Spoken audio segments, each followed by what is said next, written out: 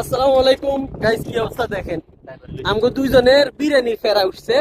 এখন আমরা মনে করেন যে 5 কিলোমিটার রাস্তা এখন সাইকেল চালাতে হ্যান্ডেল মারি মারি যাই। ওকে, বিরিয়ানি খাইতে। তো আমার মতো যারা যারা বিরিয়ানি আবার আছেন মেজুনুন নাফর, এরকম মনে করেন যে ড্রাইভার লেভেল আর আপনার সাইকেল আছে, গাড়ি এখন চালায় সাইকেল। আর আমি বলে মোড়া মারি বলে টাইম পারে না। এটা কি স্পিড দেখেন, কি স্পিড চলছে।